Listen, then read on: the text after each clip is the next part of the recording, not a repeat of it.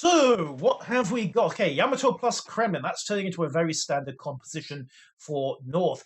Gearing plus Daring from Oink. Kleber plus Shimakaze. So, odd setup there. The Russian cruisers, as usual, proving something of a staple here. I am slightly puzzled to see a Kleber and Shimakaze pairing here. We might see roving F-38 making a dash round the flank, try to take advantage of the speed, but I don't know how he's necessarily going to be able to capitalize when he gets to either point A or point C. But we'll see what he tries. Let's go find him. There he is. One French turbo cruiser. And yep, black smoke. So I don't know if he's shoved on the engine boost or not, to be honest. It's kind of hard to tell. This thing tends to do horrid things to the laws of physics regardless. Off he goes. Looks like either point C or the long way round on the 910 lane. Shimakaze of Smoothie B taking the more conventional approach out to A. MWWM21's Des Moines moving up to block point B with radar. And it looks like most of the heavy units from work in progress are trying to swing over to A and take advantage there, with the Moskva of Bismarck moving northeast with the Smolensk. I suspect they are there principally to deny point C if they can. Meanwhile, over on the Oink side, well, Smolensk gearing, pushing for A with a Stalingrad as heavy backup and a Yamato as really heavy backup. So fairly conventional split there. Nobody's really looking at B. We're seeing a fairly standard deployment for this map. Orlov running point in the Daring, playing the scouting game there if he can. Interestingly, Savex coming up on the point. Now we'll see if Savex decides to make a hard starboard turn, because conventional logic would say that you dig the Kremlin in about here so that your right flank was shielded, and you could then basically bully anything that tried to maneuver into C while your destroyer went in and secured the cap. Roving 38 dumping some speculative torpedoes. I think he's just going for a intercept approach if anyone tries to use the northwest angle on C. Nobody is, of course, so those aren't really going to hit anything. And Warlove, likewise, playing it very conservatively, not in a hurry to get into point C until he knows where the enemy destroyers are. They have got a little bit of deduction and Sherlock play if they want to here, because they can see a Shimakaze. Well, they can see that a cap was in play here, but Libio didn't see anything, and I don't think Libio has seen these torpedoes either. Ooh. Okay, well, he's definitely seen the torpedoes now. Stands on the rudder. Oh dear, oh dear, oh dear. Is he going to dodge that one? Oh, that was close. That was very, very close. The torpedo magnet nearly kicked in. However, Volpe and Kenzo well cleared the salvo, but in doing that, Kenzo turned port and exposed himself, took about 15,000 in early damage. However, if they can count, they now know that the Shimakaze has got to be over this side. So they can take a reasonable bet that the Kleber is over on the other side. And in fact, wow. Okay, I was expecting one or two ships to take a look at the 910 line. I was not expecting a grand total of 6. So slightly unconventional play here. And Savix is actually going for the flank charge, which is going to be interesting for everybody who collides on that side of the map. All right, let's get back over to point A, because now that they know it's the Shimakaze on this side, the gearing is capable of swinging in, and Kenzo's actually moving into the point as well. I suspect that Smoothie has been radared, which is why he's taken those early hits. And Kenzo, yep, dug in, just nosing into the cap, just letting a little bit of inertia carry him over. We may see him try for... Nope, he's thought better of it, interestingly. I suspect because he's just realized that he now has rapid gunfire coming in, and that incessant barrage of AP is trademark of a Minotaur. You don't want to put a cruiser superstructure into that for any great length of time. And given the way he's turning, I think he's also seen the incoming Shimakaze torpedoes. Yep, with that range, He gets the bow around.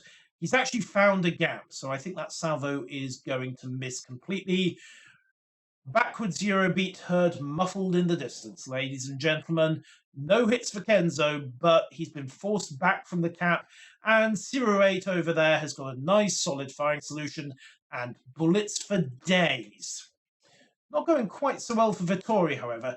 Vittori does know, of course, that the Shimikaze Smoothie Bee is reloading, and with the smoke dispersing, 08 has had to go quiet on his guns. So Vittori might decide that he can just bulldoze in to point A, and he actually got a quick look at the Minotaur. So shells over, rounds down, and salvo went long.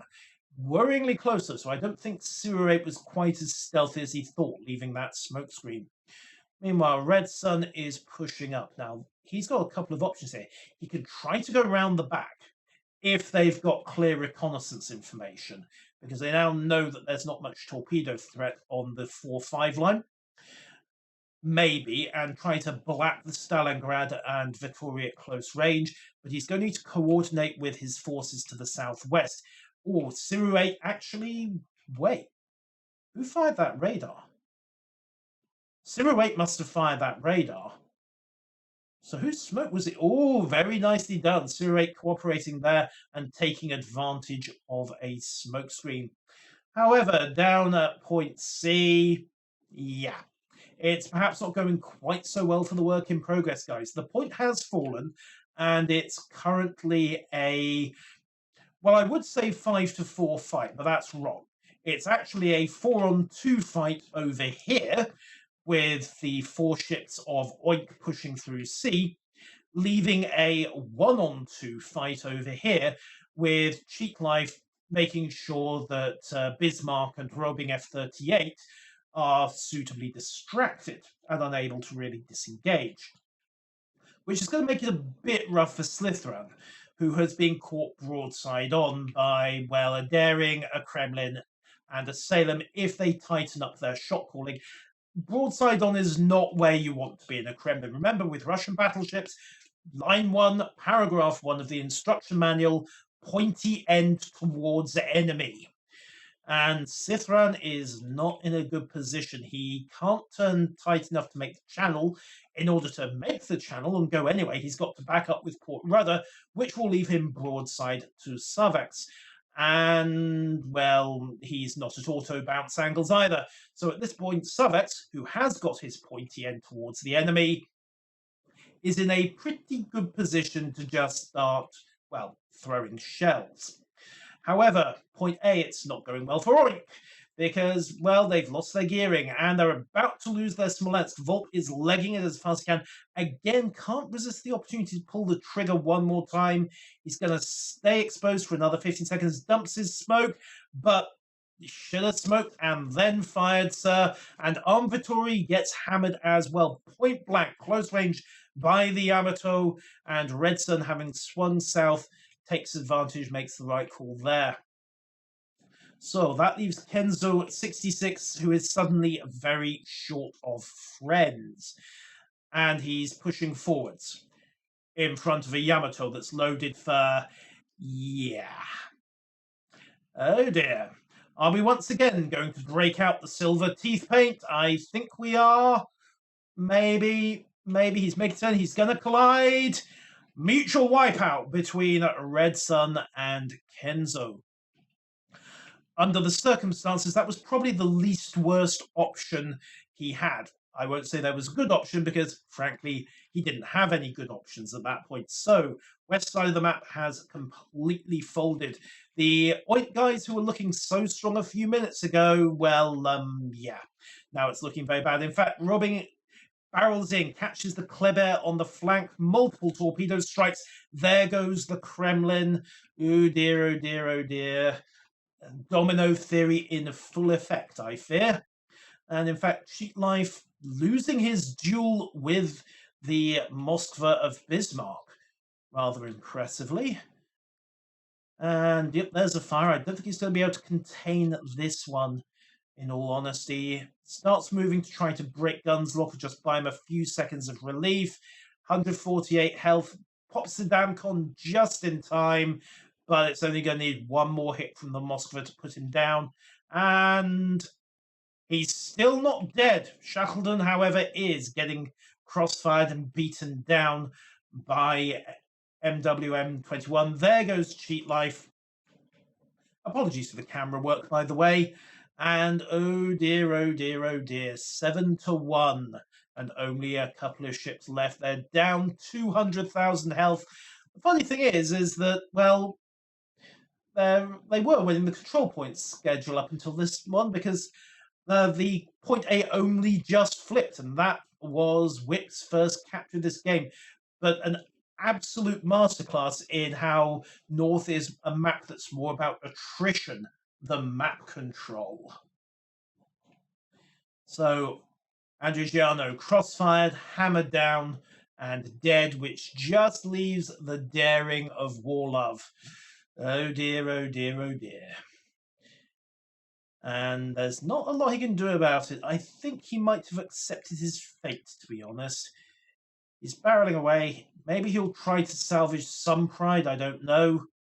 Torpedoes running single shot mode towards Cithran, who really doesn't have anywhere to go in this channel, but on the other hand, doesn't really need to go anywhere. He can just jink a little bit and dodge most of the salvo in consequence.